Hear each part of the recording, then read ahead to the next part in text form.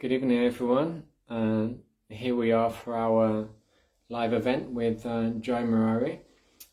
She's a very nice person that I've known for a long time. I have to check with her exactly how long it's been. It may have been around 20 years or a little bit less than that.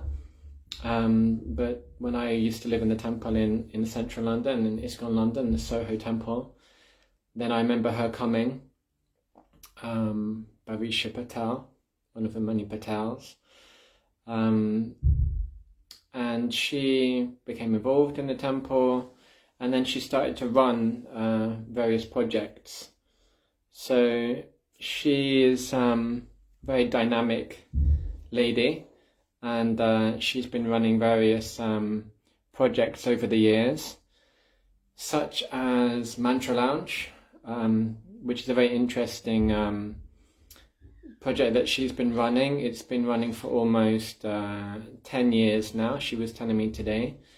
And that is where they hold Kirtan in central London for anybody. Anybody can come along and take part. For those of you who don't know what Kirtan is, then it's becoming very popular around the world now.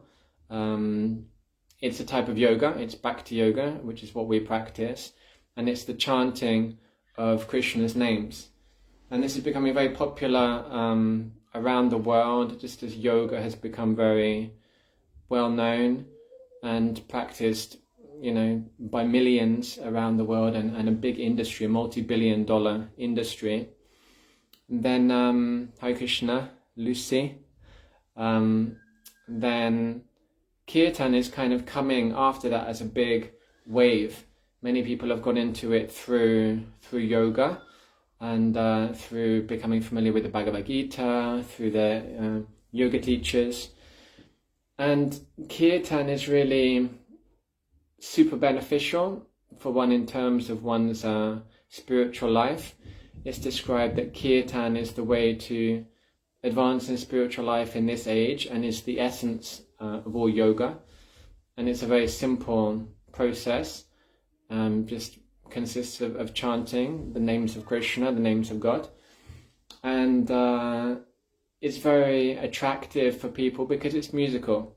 Everybody likes music, everybody listens to music all of the time, so why not listen to some music that is beneficial for you, that is uplifting, that increases your peacefulness, is a type of meditation.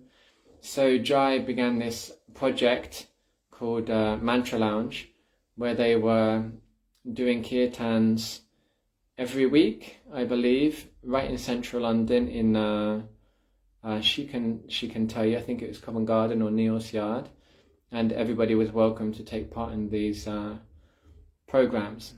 So that's an amazing project that she's been doing. She always has a few different projects up her sleeve. There's another one that she's running now called Yoga Nidra, which she will tell us more about. And we're also going to be discussing a topic that she brought up, that what does it mean to be a woman in Krishna consciousness? Now, of course, we know that I'm not a man, she's not a woman. These are just material bodies that we're using in the service of Krishna. They're just vehicles that we're inhabiting for the time being, but we are inhabiting those vehicles. Like I have a Kia Rio right now until I sell it, and that's the car that I'm driving. I have to register it. That's my car. I can't get into somebody else's car. So we have to recognize what body we're in and what we're using, although we don't identify with that car necessarily. And she's going to be speaking about what it means to be a woman in Krishna consciousness. What are the challenges? What are the different things that you have to navigate? Because traditionally in Krishna consciousness, women have a particular role. If you go to India or you go to more Eastern countries, then you'll see that ladies dress in a particular way, that they're expected to act in a particular way.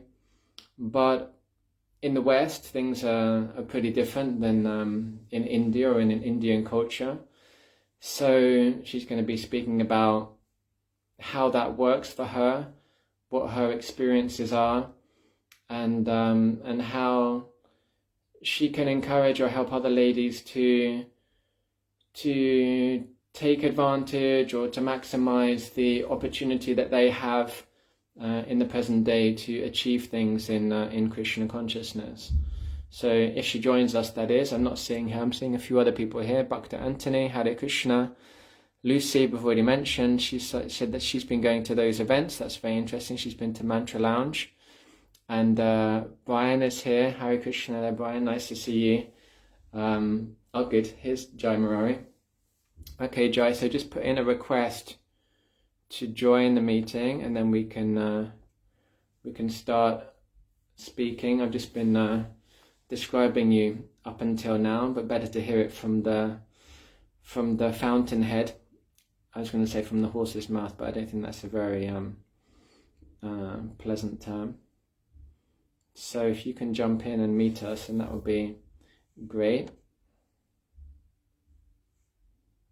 Okay. Yeah, so she just made a request to come in. Yes, so please bless us with your presence.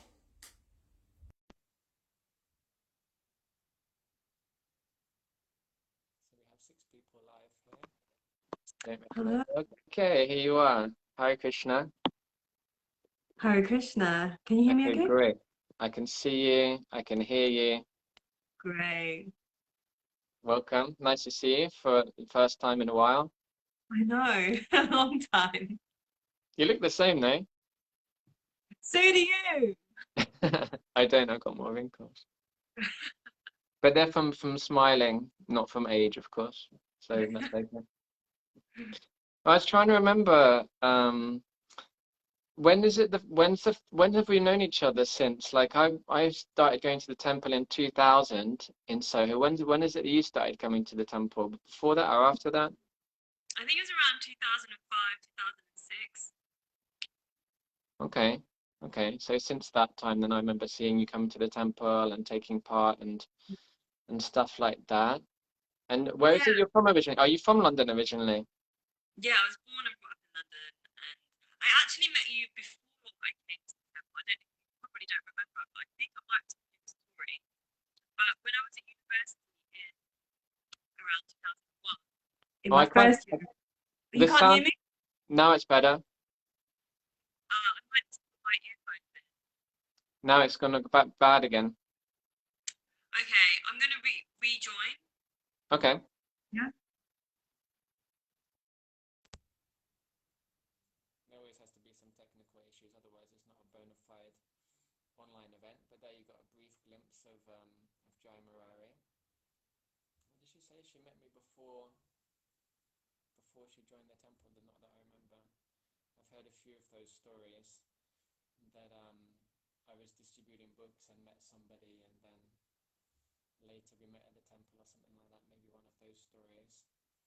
I'm sure she's got a lot of good stories about people coming to the Mantra Lounge, how they've come closer to spiritual life and got more involved.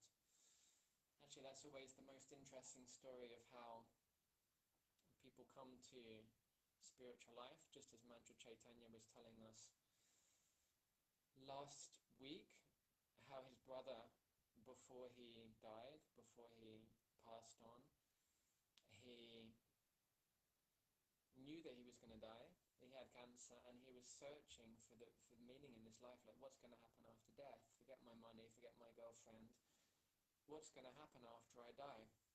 And he was searching, reading so many different books, going to so many different types of meditations.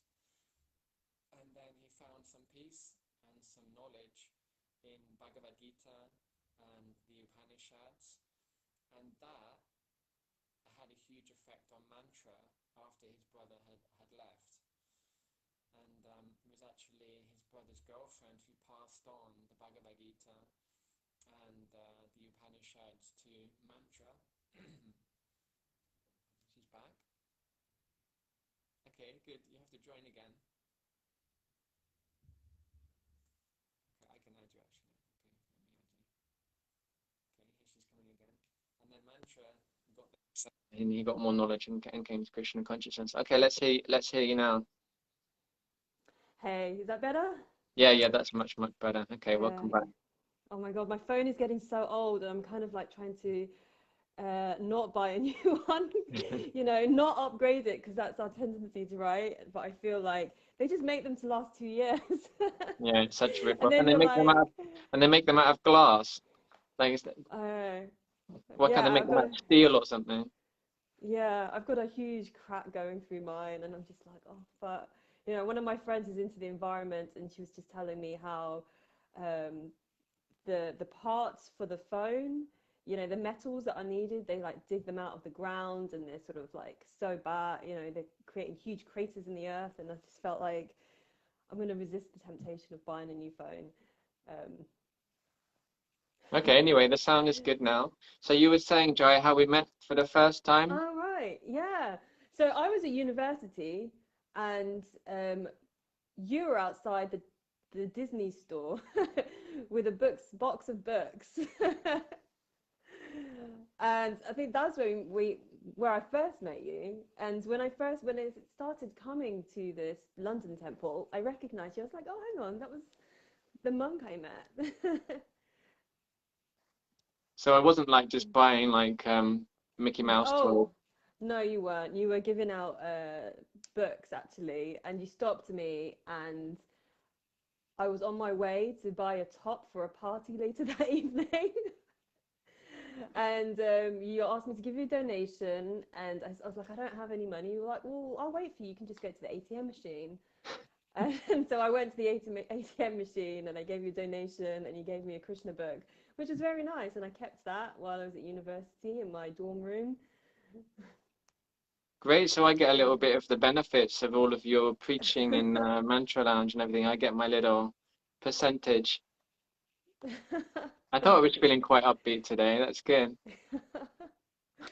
Okay, Joe. Anyway, let's hear about all the cool stuff that you're doing. I won't list them all, but just to get into the mood, I was telling our little group here about Mantra Lounge, how you started that, and maybe you can just tell us what it is, how it happened. Actually, one of the ladies here, I can't see her comment right now. She was saying she's been to some of those events. Oh, She's nice. here. I don't know if I can. I can't see Great. her name right now. Oh, But yeah, Lucy. tell us about Okay. Mantra Lunch. What is it? Is it still going? What happens? Is it fun? What is it? Sure, yeah. So Mantra Lounge is an evening of singing different mantras with music, which we call Kirtan. And it's a kind of like, I like to call it like a yogi's night out.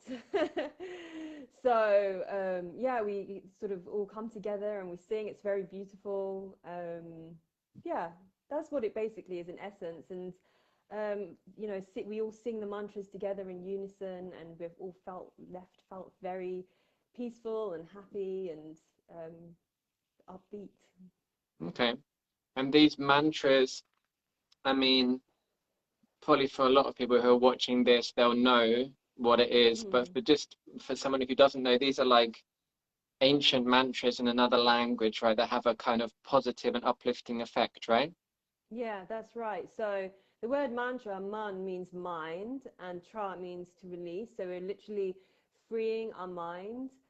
So there's a lot of meditations in the world which will sort of ask you to clear the mind. But someone nicely explained to me that actually we are clearing the mind through focusing on these mantras, because we're always thinking about something. It's very difficult to completely clear the mind. So these mantras help to fix the mind onto something.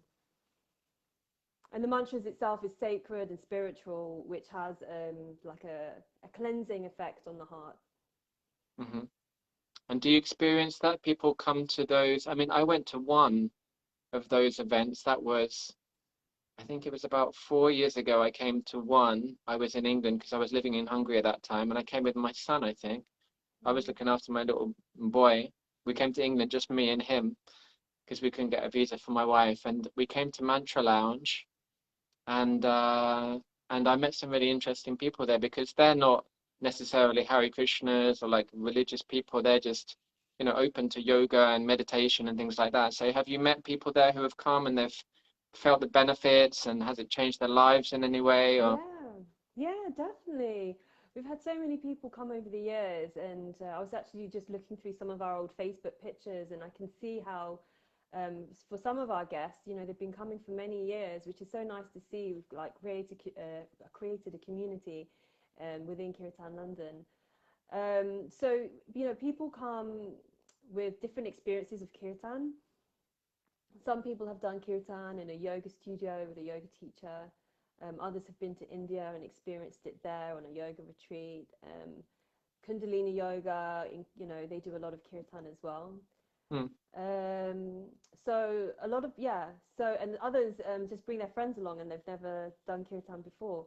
But the general feeling is that, you know, people really feel, I don't know, there's something very magical about the kirtan, and we see people coming like back week after week. So we have like our regulars, you know, that come, and I think, yeah, like the majority of our guests are now part of our community. So very often, like I see familiar faces at Muncherland, like the majority of the audience, you know, I recognize their faces and know their names. That's so nice. Like, I think me and Mantra were talking about it last week, that these days doctors are prescribing meditation as opposed to Mm, medication. Like, I meet a lot of people that suffer from depression or some kind of mental health issue, some kind of mild issue, and they go to the doctor, and the doctors are more and more saying that, why don't you try meditation as opposed to me putting you on any kind of antidepressants, because there's no side effects, you won't get addicted to it, it doesn't cost any money, and we're seeing that it's like so beneficial for so many people. And there's many health practitioners as well, like occupational therapists, they're giving people access to meditation and mindfulness, and then people deal with different issues that they have. So I think kirtan does the same thing, right? yeah, I missed a bit because you froze. Um, Oh, I was just saying that mm, how doctors are helping, telling people to do meditation, and mm, like therapists are helping people to do meditation because they're saying that that has no side effects like antidepressants or mm. medication that they would give them. Yeah, yeah, definitely, definitely. A lot of our Oh no, Jai's disappeared. Maybe we can add her again. She's still there. She's being added.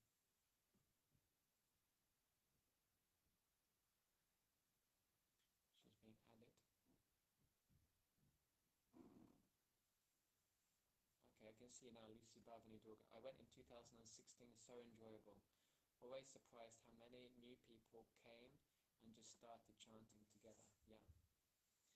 Yeah, that's the power of kirtan, that even if you've never done it before, just by trying, just by chanting, then you immediately feel the benefits of it.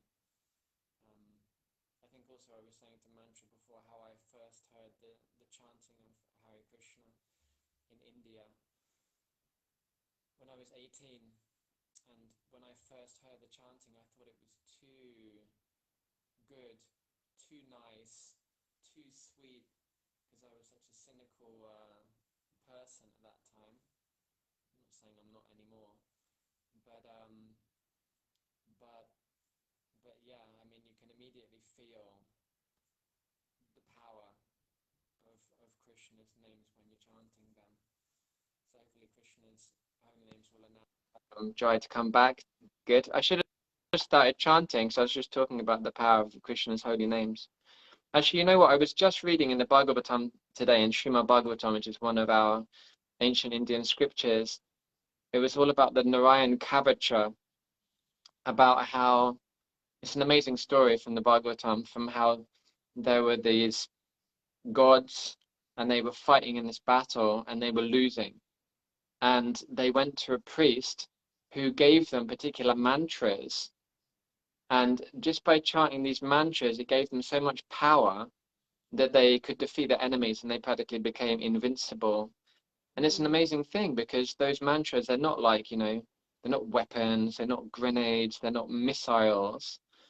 And it talks about other stories in there, other histories as well, of how people have been chanting mantras and they used it as a shield or like a kavacha.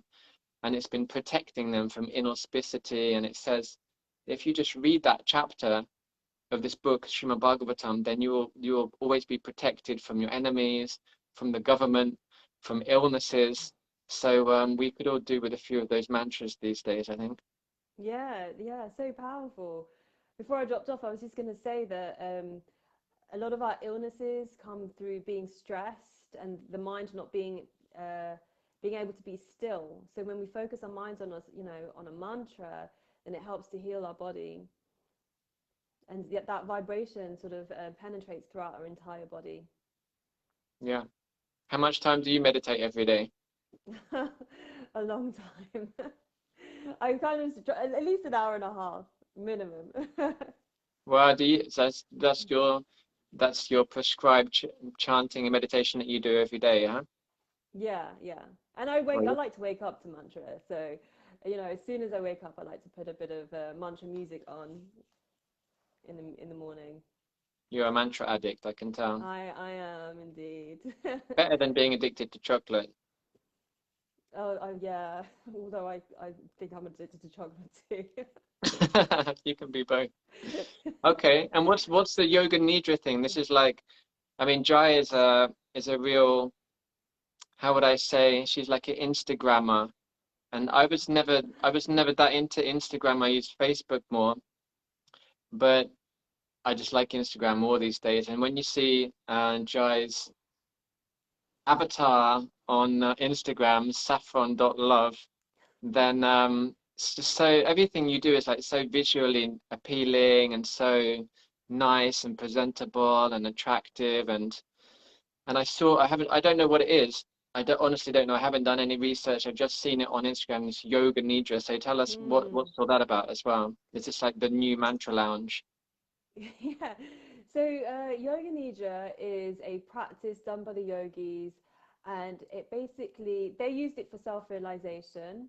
They realized that in the times that we're living in now, that we needed to still our bodies and mind.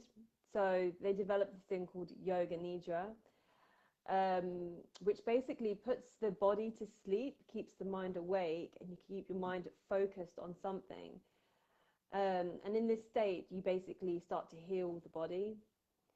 And it's also used to plant. You can use it. You always start each yoga nidra session with a sankalpa, like a short positive phrase, a desire.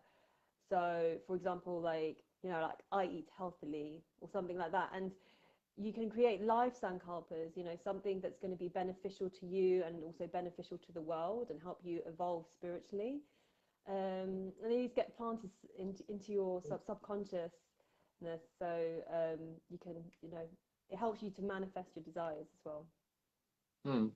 And is that because nidra means sleeping, right?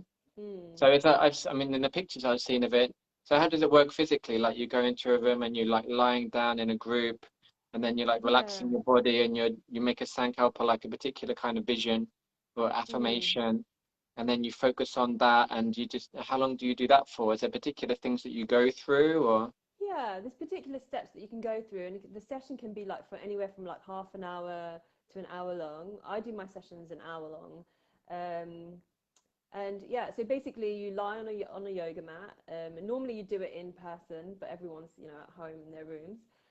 So you just lie down, and you try and you start with stilling the body. I kind of guide everyone into making some kind of positive affirmation, and then we go through different stages. So one part is rotating the your awareness around the body. And another part is focusing on the dualities of the mind, which basically of life, so like opposites. So like, um, you know, feeling something really, I don't know, like soft, and experiencing that through your body, or feeling something hard, and then through that you can understand that actually these differences are just perception of the mind. Hmm. So like when you're in a difficult situation, you can use your mind to experience something different. And then there's visual, of course, everyone's favorite part, which is the visual meditation. And the last stage is just observing the mind, just watching the mind, watching the thoughts come in and out. And if your mind is clear, just appreciating a clear mind. Sounds like something that would be really good, that is really good practice for our everyday lives, right? Like then you're doing your meditation, you're lying down and you're going through those processes of how do you say, not identifying with your mind and seeing how the mind is acting and dealing with dualities like happiness and distress or hope and despair or whatever, light and darkness, whether that's, Yeah. visual or emotional or whatever. And then when you're in the workplace, and your boss tells you he's gonna, I don't know, cut your hours or give you a promotion or asking why did you deal with that Yeah. person that particular way, then you can use those tools to deal with the mind, to calm the mind, to control the mind, to direct the mind. Is that right? Yeah, completely. That's right. Yeah.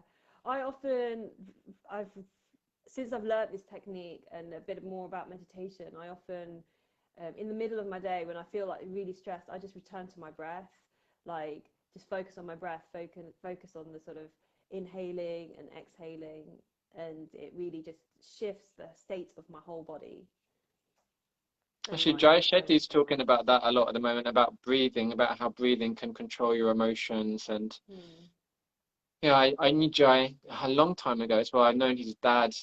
I knew his dad better. And yeah, I mean, it's interesting, different topics that he brings up, how they seem like modern kind of coaching things, but a lot of them are actually rooted in ancient yogic practices, right? hmm, Like ancient yogis, they used to prolong their lives by breathing less. Because the yeah, mad thing is, like, your life is not, like, your life is determined by your karma and it's already set how long you're going to live for. But hmm, it's not counted in days or years, it's counted in breaths. So hmm. if you slow your breaths down, you're going to live a lot longer. And if you breathe fast, then you're going to live shorter lives. So it's like a yogic thing dealing with your breath. It's very interesting science. Yeah, yeah. We're often not taught about how our breath is connected with the health of our body, like the connection between the two. And in like over summer, I was studying these sort of different meditation practices, and I was just amazed at actually all the subtle elements that make up our body that we're, like science can't they don't know about this. You're not taught about this at school. Yeah, it's very interesting. There's different life airs in the body, isn't there? And they're moving in Mm, different directions. I don't yeah. understand it particularly. Bhagavad Gita touches on it. Yeah, it's a very interesting topic. I'll have to come to one of your Yoga Nidra sessions. When do you hold them? They are on the last Thursday of every month. Okay. And Yeah, we in didn't say Mantra Lounge. When's that happening? I mean, what's happening now because of lockdown and stuff? Yeah, so we're doing Mantra Lounge now online, so or over Zoom. So if you go to our Instagram page on kirtanlondon.com or on our Facebook page, you'll see the links there. Okay. Okay, cool. Anyway, amazing projects that you're doing, Jai. Well done. It's fantastic, really inspiring Thank you. for me, for all Yeah. of us, I think. Um, one topic that you suggested that we could speak about, I'm sure it's close to your heart, is about women and spirituality. Like, what does it mean um, to be a woman in modern times, and especially in terms of practicing spiritual life? So maybe I may play devil's advocate a little bit here.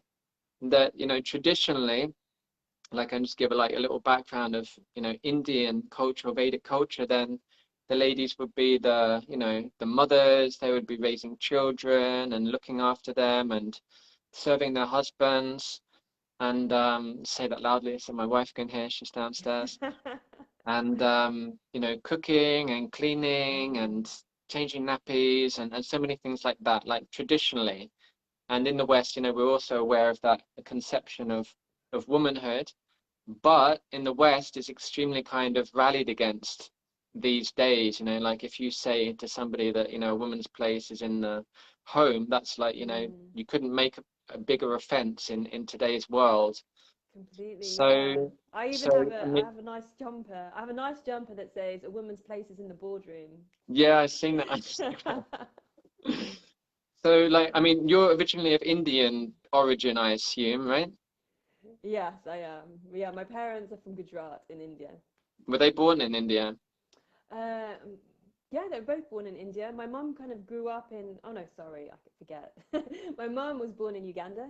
My dad was Hmm. born in India, and my mum spent a little bit of time in India, and then they came here in the 70s. Okay. Me and my sisters were born in London here. I came here in the 70s as well. I was born in 1979. Oh, the same year as my older sister. Really? She's nice and young then.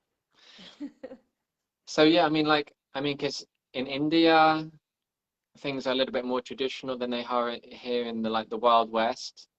And you're from a tradition, you're from an Indian background. Your parents are one's born in India, one's born in Africa, but I'm sure like her, either she moved to Africa or her parents moved to Africa originally, they came from India.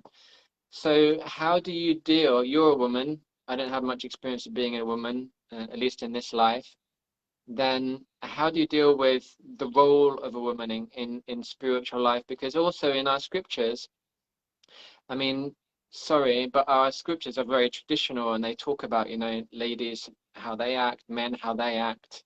But then in our custom, we're going to the same schools, we're working in the same jobs, we're wearing pretty much, very similar clothes, the rights are totally the same. So how do you balance that kind of spiritual expectation and, cultural spiritual expectation of being a woman and practically being a woman in the West from the West? It's a kind of interesting dichotomy with you because you're born in England, but your background is from India. So already there's kind of like Mm, some kind of contrast there, I think, different kind of values. So how do yeah. you how do you deal with that?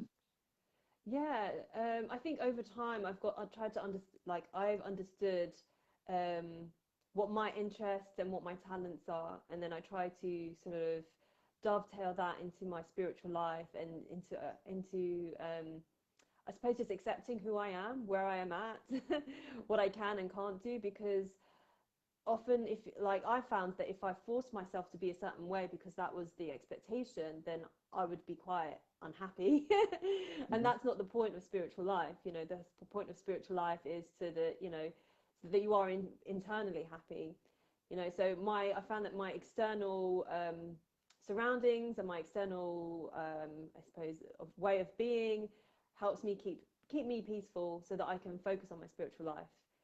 um, I was actually brought up, I suppose I've got quite a traditional dad from India, but he also had high expectations in terms of what we would expect, what we would accomplish in our careers. So it was the kind of the push was, be a doctor, traditional Indian parents, be the best in your career. But we also were kind of from a young age, my dad would be like, you've got to learn to cook, you've got to like learn to clean the house. There's, like these basic things. But I've understood that it's not to do with being a woman. It's just life skills. Like everyone's got to learn how to cook and clean the house, I know you how to know. cook. Exactly, it's just a life skill. So, yeah, and just knowing these things actually helps make my life easier. I'm not never going to starve. Yeah. um, so, and yeah, I think the beginning of my spiritual life when I started learning about like what women are like in you know described in how they were described in the Vedic text. I was just kind of like I did question like, am I doing the right thing? I'm pursuing a career, like I came, I just graduated. I had these like dreams and ambitions, and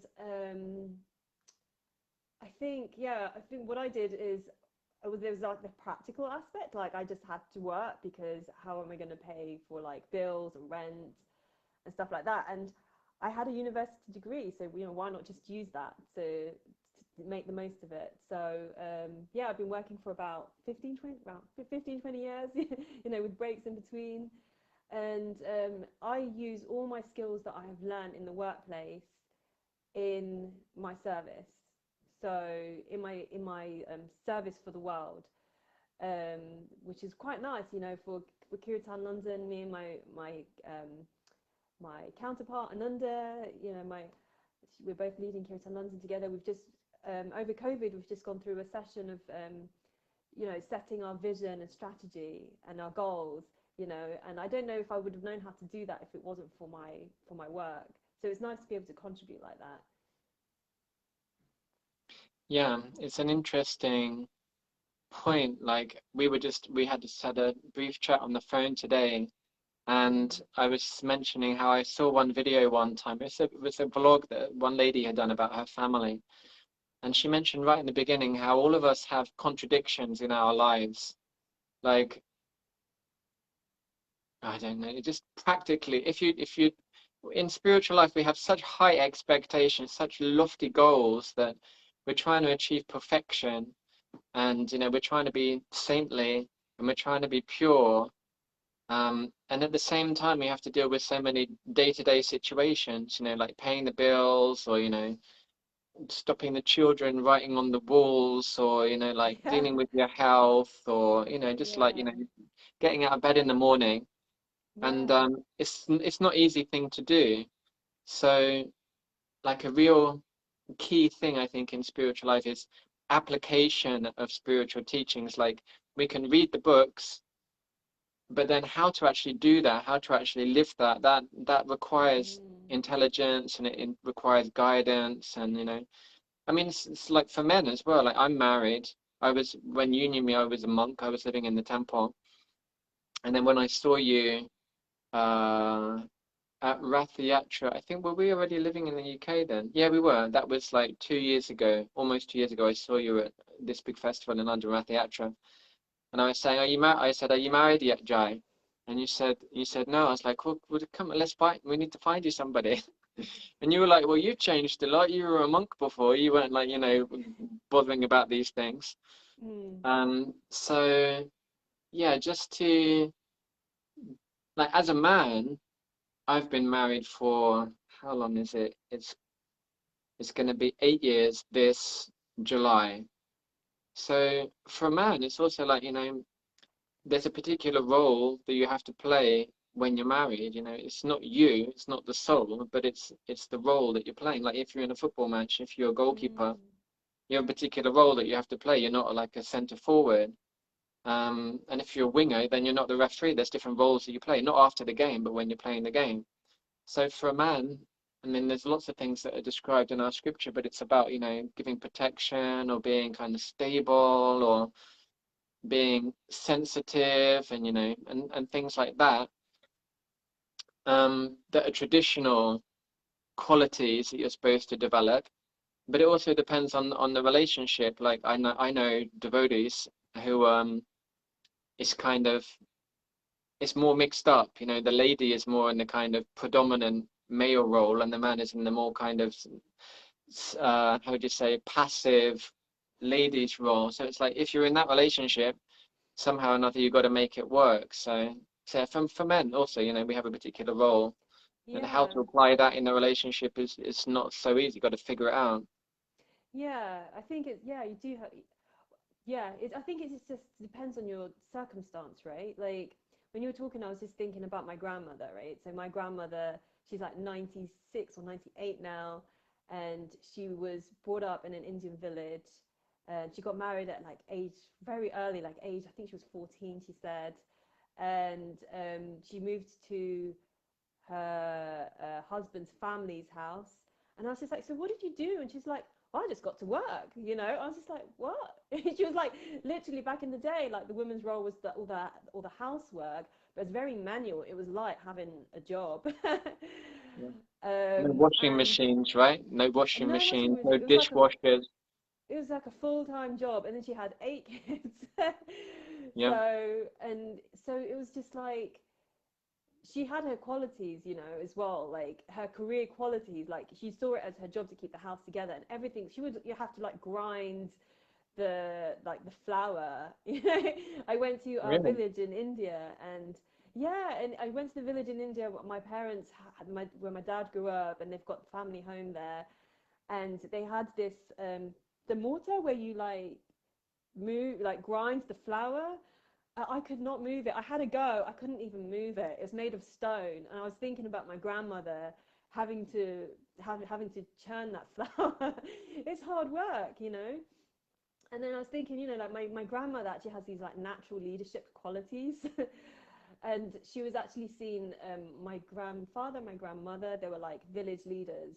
So my both of them had these like leadership qualities. And she's very like influential in her village. So she'll be the one that rounds, like goes to house, like when there's gathering, she'll like gather everyone together. If she does something, like the rest of the village will like follow her influence. Now I see where you get it And from. no, whereas, you know, but it's just like Just missing the grinding bit. If you could get oh that, God. Whew. we could do like a I'm trying. plastic one. We can make a plastic one, might be easier. Yeah, I've gotten some weights to try and get there, but nowadays everything's automated, so you don't need that strength Just press a anymore. button now and then it. But yeah, she has her leadership qualities, you know, and to this day, like when I'm told about my grandmother, she lives in the States, so I don't know her too well, but when I'm told stories about her, it always starts with she's strong and she's a leader, you know. So um, you know, what do we do in this world when like things are automated and you don't have so much housework to do? Like, how do you channel that? You know, because you still have your um, natural talents. You know, your natural your nature. Um, Yeah, and yes. it's a very important point. Like I think I felt the same thing when I joined the temple. I was living in the temple, and I felt, you know, you're supposed to be humble for men, you know, for everybody. You're supposed to be humble. You're supposed to be a servant. You're supposed to be sensitive. You shouldn't make offenses to devotees. To be honest, when I was in the temple, I found it like really intimidating. Like, you know, I didn't want to we're hearing all the time about making offenses to Vaishnavas, making offenses to the deities. It's like make offense to everything that's around you. And it's like, I don't want to make any offenses. So I just like, you know, shut Mm, up and like just do what I'm told, which is okay in the beginning when you're learning like what's happening and getting, you know, on your feet. But after some time, then, you know, you need to take responsibility and you need to teach others and you need to give, you know, give to others. And I found I found my release in distributing books, like you said. Like when I went on mm, book distribution, then I just felt like, oh, now I can relax. There's no devotees around to offend. There's no deities to offend. I can just like relax and have fun. mm, So yeah, we all need to find our kind of place, don't we, where we mm. can, you know, where we can use our potential, use our talents in service. Yeah, yeah, definitely. So yeah, I think that's been my, I suppose as a woman, that's been my kind of thing in like finding what are my talents. And I think often leadership men don't see, I mean there's this thing about there's a bit of a conflict between women leaders and stuff.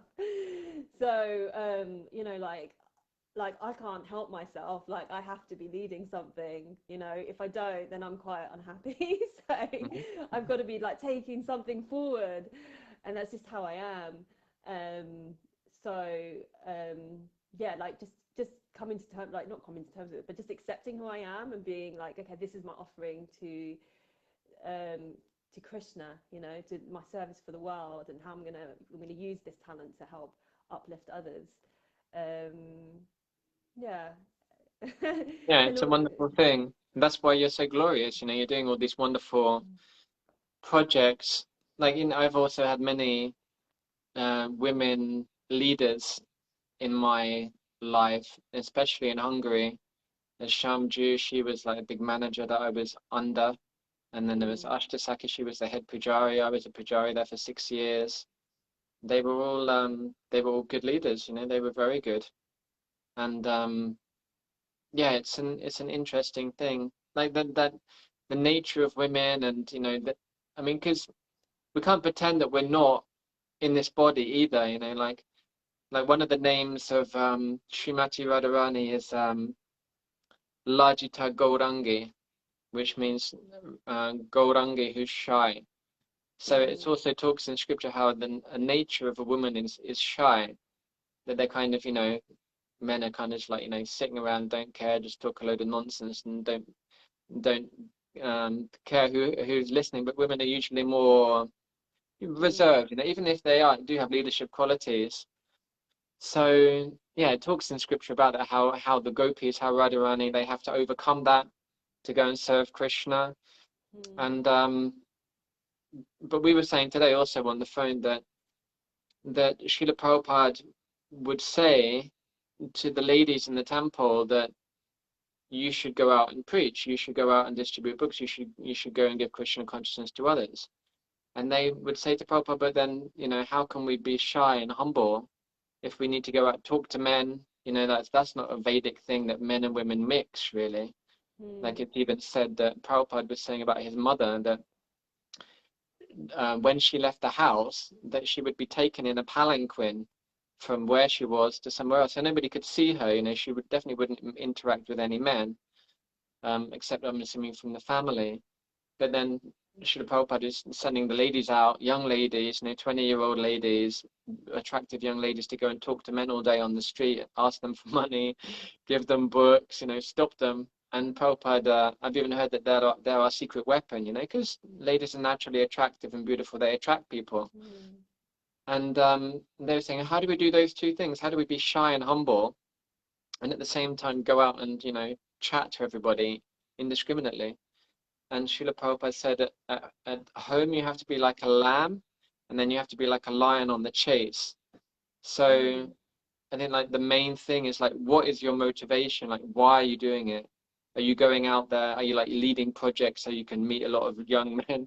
Or are you distributing books so you can get a lot of young men's telephone numbers, or just be charming and attractive and enjoy that? Or are you doing it for a higher purpose that you may not be visible, but that's why you're really doing it, is to serve them on the spiritual platform and to give them something that's going to be beneficial for them.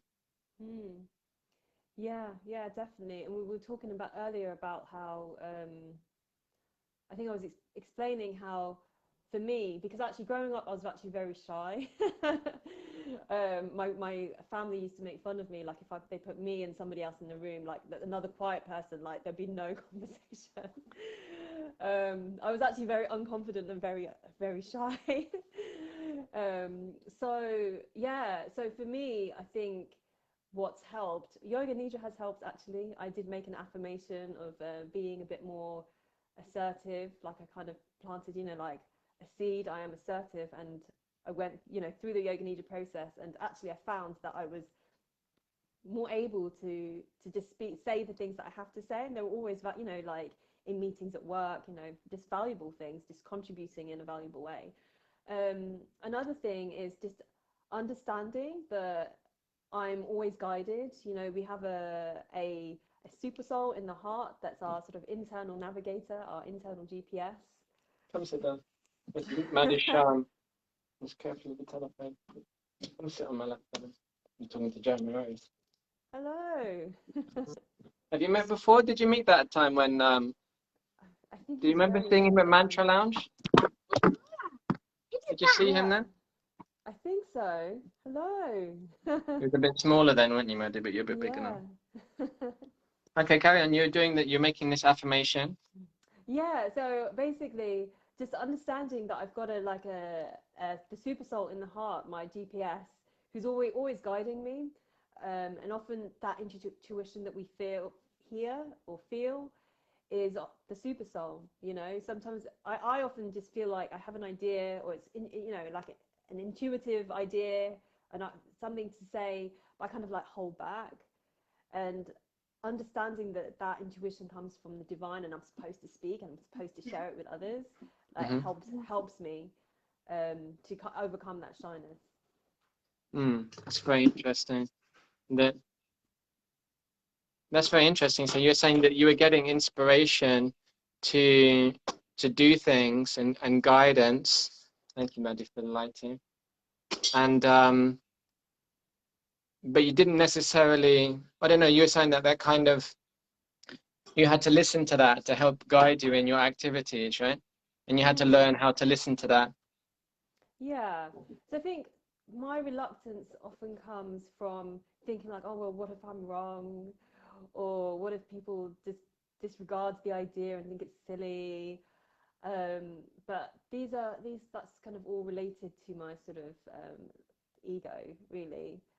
Um, so yeah, just listening to the internal voice and understanding that I'm being guided at all times, and this is, you know, the intuition is, you know, voice from the super soul.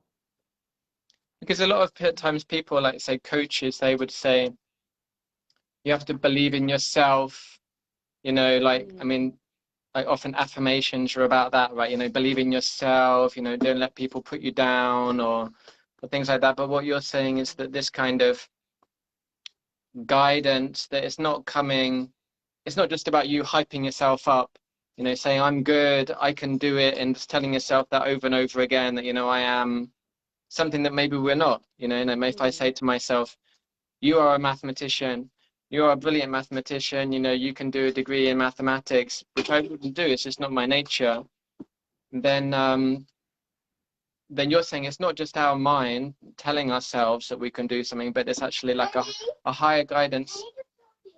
There's a higher guidance that is gonna, that helps us to go higher and to achieve what we can achieve. Yeah, exactly. And you know, for myself, I remember that I'm trying to serve.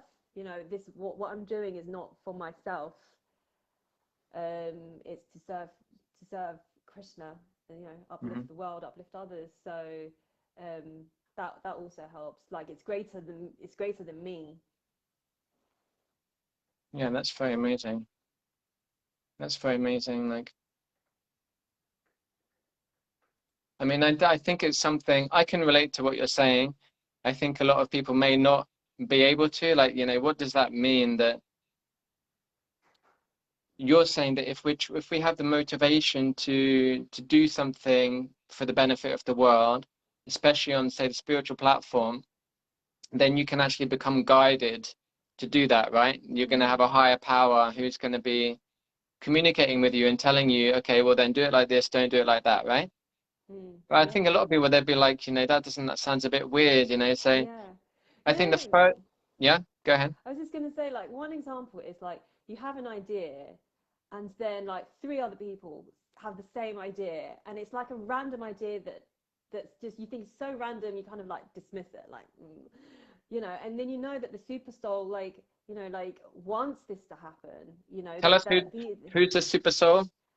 Sounds quite galactic, yeah, intergalactic. yeah. So within our hearts, there are two divine beings. One is us, this the minute spark of the divine, and the other is the divine himself, you know, expanding into every living entity's hearts, you know, that, you know, a divine being that never leaves us, is always with us. So that's Mr. Super Soul. And then he's speaking to you. Sorry? And then And he's he's speaking to speaking us. to you. Yeah. I mean, we can see, I was just explaining how, you know, like often your idea, like you never, there's always somebody else in the world with the same idea as you. You know, so, and I found often, like, sometimes I have an idea, I dismiss it, and then someone else will come up with exactly the same idea, and then I understand, like, oh, you know, like this was the super soul, the divine being in my heart trying to tell me something, you know. That sounds fun. That sounds like an adventure. So how do you get on Yeah. that train? Like I've been reading also a book by Shyama Prabhu called Chasing the Rhino with the Swami. Have you read that book? No, I haven't. Oh, you should get it. I think you'd love it. And it's all about how in the 70s then Srila Prabhupada came to the West, and these young Americans joined him, and they were just having adventure after adventure, and their lives were really guided. You know, it's like so many miracles were happening. They just bump into the right person at the right time, and you know everything would work out. And they just, like, you know, meet prime ministers. They met George Harrison, and he gave them a mansion and paid thousands of pounds to publish their books. And you know, it's like is a cool adventure. And but then how do you access that? Like, I think you're kind of giving us a hint that if you have the motivation, if you have the right motivation, then you can access that kind of energy and power. So how do you do that? And it sounds like fun. I want to have that kind of fun too. So I think the key is to pray for service, to pray, let me be of service in some way, let me do something for you. And you can pray, and you can also do it, in your mantra meditation. Let your my morning mantra is a call to be able to serve the divine in some way. It's very nice. So you need to want it. Because I see that also a lot. Like, we're in Ashford now, and we're doing the Bhakti project. We're trying to develop different things, generally as regards simple living and high thinking, growing your own food, being healthy, at the same time meditating, spirituality. And I'm interacting a lot with people around here who aren't, spiritual practitioners, but they're cool people, and they're running various businesses around here. And a lot of them are kind of like zero packaging. They're about, don't use any packaging, or they're about growing local food and giving it to people directly, or about like being healthy and like exercising, but doing it outside in nature and doing it for people who have various, issues in their lives. So it's like really nice projects. And what I see with these people, I just name drop a little bit, like Melissa from Made in Ashford, or my friend from Primal Roots, or Bear Bazaar in Ashford as well. So these projects that, because they want to do something good, it's like they have a kind of power behind them. So I think ultimately spirituality is like the highest thing. But even if you just want to do something good for other people, if you're not just all about some kind of selfish material thing, like just to get as much money as you can, I think that kind of pure motivation carries you like the wind, doesn't it? It kind of like pushes you forward. Yeah, definitely. I think when you're grateful for everything that you have in your life as well, that helps. So through gratitude and feeling that you are loved in your life, it kind of leads to compassion, through wanting to serve others in your way. So like, if you appreciate nature, then you're going to want to preserve nature. So you're saying we should be, if first we're grateful for what we have and we appreciate that, then that will also encourage us to give to others. Yeah. So when through being grateful for things in your life, then you're kind of understanding that in some way that you're loved. And so then through feeling that love and feeling whole, you just naturally that just leads to compassion. Yeah, I've heard that principle before in spiritual life. Like when you're, actually Rantra said it last week. He said I think Jesus said it. I'm not an expert, but my cup runneth over. So he felt like, he had so much, he wants to give it and share it with others as well. Yeah, I think like a simple example was for me, like I never used to volunteer before I started my practice of bhakti, but when I first started visiting the temple, the Soho temple, I appreciated it so much, like appreciated what I was getting so much. I kind of just naturally thought, let me do something, you know. And they had all these like volunteer opportunities. So I was just like, sure, let me take part. Let me do something for you guys. And we see that at Mantra Lounge as well, actually, that people appreciate what we're giving so much, the transformation that it's made in their lives, that they would naturally want to do something, and they get in touch with us. What can we do for you?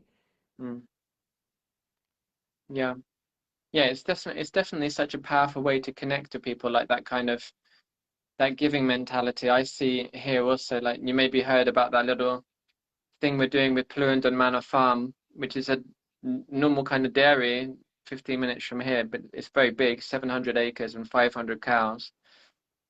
And now they've got a little herd of cows that are never going to be sent away for slaughter. And we're getting milk from those cows, and people who value that milk, it's a little bit more expensive, then they can buy that. And the farm is really inspired that people care. because they don't want to send any of their animals away for slaughter. They just having to survive. So they would rather keep all of their cows. It's just a matter of, surviving as a business. So I was just mentioning them because the first time I went there, then the lady, Catherine, she showed me around, even though I just kind of turned up, and she gave me milk from there, gave me milk products, she gave me some milkshakes, she gave me some, I can't remember what she gave me. I remember the milkshakes because they have like strawberry milkshake and chocolate milkshake and stuff from their cows. And just that kind of, if we give to others, and it's just such a way of connecting, like it's just such a powerful thing. And I think that relates to the soul, like we believe according to Krishna conscious philosophy that we're a servant. So when we serve and when we're giving to others, that's the best way to connect to people. Yeah, I mean, I experienced in my life, I was just saying earlier when we were waiting for you to join, that I was such a kind of cynical, sarcastic person before I came to Krishna consciousness that, I didn't really believe in anything. I remember at school I would argue with Christians that, have you seen God? And they'd say no. And I'd say like, do you know anybody who's seen God? And they're like, no. I was like, well, isn't that proof enough that there's no God? I just wouldn't believe in anything. The first time I heard the Hare Krishna Maha Mantra in India when I was 18, I thought it was so kind of sickly sweet, like too good to be true. I just couldn't relate to it. But then somehow or another, Krishna tricked me, and I met a devotee on the street in London, and he was the only person I've ever stopped for on the street. My whole life, I never stopped for anybody, never filled in a questionnaire, never gave a donation for any charities. Somehow or another, I stopped for him because he looked so kind of cool. I gave him some pitiful donation, and then he just gave me books, and then that just kind of started the landslide. So yeah, but if you're a little bit more pious than me, and you're a little bit more of a giver and a server, then it's definitely a good start in terms of spiritual life. Yeah. Okay, Jai, any more other words of wisdom that you can give us, or anything you want to say about Mantra Lounge or Kirtan London or Yoga Nidra or any other blockbusting productions that you've got coming out of your empowered brain over there? Sure. Oh God, if you know what, it's not just me. I should say that we have so many volunteers in Kirtan London, and each of our projects have their own sort of like lead coordinator. So I think it's just like a great, wonderful illusion that's created that I'm doing a lot, but I'm actually not. So we've got what's it called? Mantra Lounge, and you'll see that that's led by Krishna Leela and his lovely wife Lalita. We now have a podcast that's going through a sacred text called the Bhagavad Gita, which is one of the sort of like ABCs of spiritual life. That's Is every Madhva doing other, that? yeah, Madhva and Chintamani, Chaitanya Hmm. Chintamani. So that's every other week. I think those are two main things actually. And if anyone's interested in joining a reading group, they can try and get in touch with me because we've got a couple going on in the background. Okay, fantastic. Thank you so much. Yeah, tell Ananda that we want to get her here on the show as well, and her husband. Yeah. I want to hear about her kirtan experiences because she's a big kirtaniya, Mm, and her husband yeah. is from Sharanagati Farm in Canada. Ah. His dad is one of the founders of it, and it's a very interesting Oh farm wow. project which Mm, we're kind of modeling the Bhakti project on. So mm. tell her that you had a great experience here, I and she will. should come and join us as well. And she can also talk about leadership because we're co-leading together, and she is a beautiful singer. And what I've discovered through working with her is that she is so organized. She's like the natural talent of leading. So it's so wonderful. Yeah, it's great working with her. So I yeah, I could do will with pass somebody who's on the. organized. Yeah, I'm a terrible organizer. I need someone to pick up the pieces and with me after I've like done a project. And I can do a project, but then it's kind of Mm, like there is somewhat chaos around me when I've achieved something. I could do with an administrator. Yeah, yeah, there you go. There's a volunteer opportunity for someone. Yeah, there we go. There's a post-inductee project for an administrator. Actually, there was one person who was speaking to me about that. My wife is also training me up how to be more organized, so that's I've got some guidance as well. It's been so good talking to you, and yeah, I'd love to hear more about the Bhakti project. Actually, I have seen the posts and stuff. It's so inspiring. I'm hoping to come down and visit when we're all free Yeah. to travel. Yeah, you were interested in the forest school, weren't you, that we're doing? Yeah, yeah, and I saw over summer. I think you did a bit of foraging or something. Was I Did doing you do foraging? that? Yeah, we do foraging. There's some there's if you know it, my wife is very good at that because she's from Russia, just like Ananda, Mm. but she grew up in a little village and they lived a very simple lifestyle. She was actually a cowherd girl. She would take the cows out to the Just like the field. books.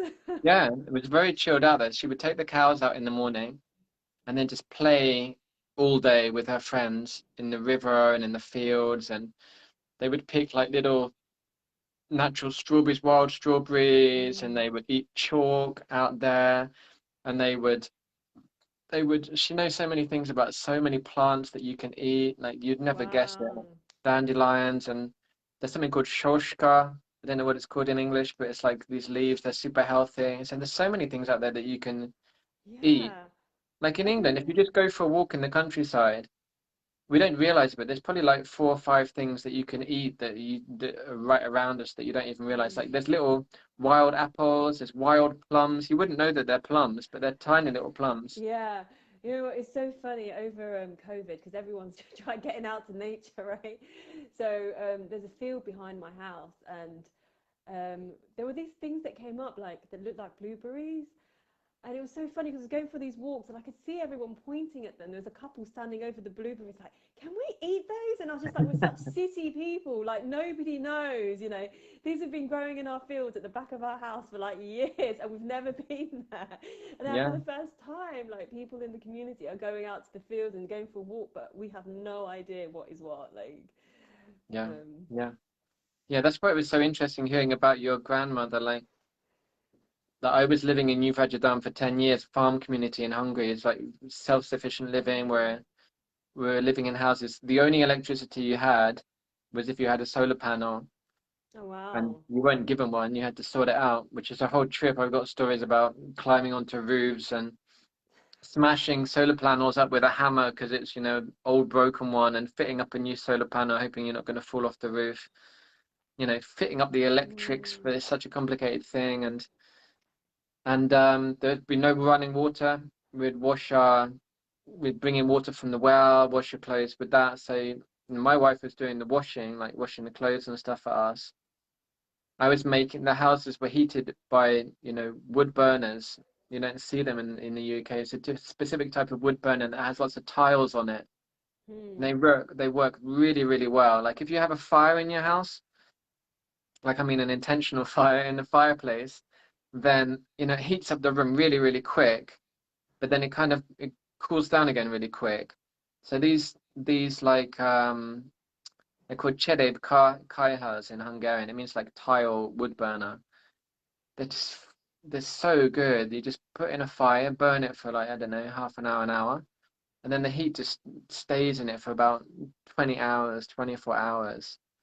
So we were living that kind of simple life in Hungary, and but the real model actually is the Indian villages like you were mentioning with your mm. grandmother. So I really want to go to India sometime and go to the villages, which I've never done.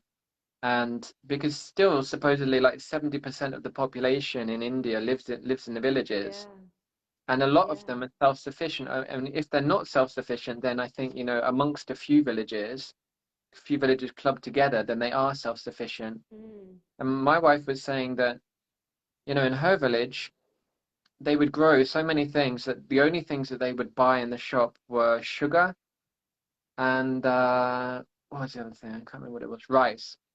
Mm. Everything else they made. Yeah, So, I remember when I went to see my aunts in India. They were living in a small town just outside of the village, and they sent me to a little parade of shops to get some flour, and they milled it there and then for you. Like they didn't have like loads of brands or anything. It was just like wheat, and you just ask for it, and they'll just grind whatever grain you want. I was just like, this is amazing. Now it's becoming, like making a comeback. yeah. So, um, Yeah, it's a really good experience for me. Like I'm starting a business growing wheatgrass and microgreens here, and I'm going to local farm shops mm, and seeing if they want to stock it, and also going to farmers markets, and you meet the people who are growing food all around you, and it's such a wonderful thing. Like there's one farm near here called Perry Court Farm, and they have, I think it's 300 acres, and unusually what they grow mainly is apples and pears. So they have lots of apple trees and pear trees, and they supply lots of apples to uh, what's it called, Rudyard Kipling. all right, yeah. They're like The Kipling's cake. pies and stuff like Yeah. that, apple pies. And it's just so nice to be in contact with the people who are producing those things. It's so Mm, wholesome and organic, and also, like, I'm thinking of putting my produce in shops, and it's such a nice feeling that it's growing. You see it growing, it's fresh, you cut it, you take it to mm, the shop, and people can consume that. It's not mm. refrigerated, it's not being sent around the world 10 times. And Yeah. that's like, that may sound like an exaggeration, but if you actually check it out, like some food like goes around the world 3 times before you get it. It may even have come from your country. They send it somewhere else for packaging, or it's like Yeah. a crazy That's system so because planes are going crazy. around anyway. So Yeah. And it's so old as well. Like the way that they preserve food, it's just so old, and like they kind of like stop the maturing process with chemicals and things. It's just like no, no thanks. But we don't get visibility of that. We don't know that. yeah, Um, yeah, it's just yeah, great. I can't wait to come and visit you and see these farms, and we'll do a whole yeah, come and have a look. podcast. Unfortunately, we don't have our own farm yet, but we're working on it. We're looking to get some land. And yeah, there's various projects that we're working on. Like I said, with that dairy farm, we're doing a forest school. We're starting to grow now. And then when we get some land, we'll be growing more. And at the same time, we're doing these events every week. We have some groups that we're cultivating, helping them to advance in spiritual life. And except for us in Kent, there's also lots of devotees in Folkestone. Like I'm going to give a class for them on Sunday. They have a whole little community. They're also working on a farm project.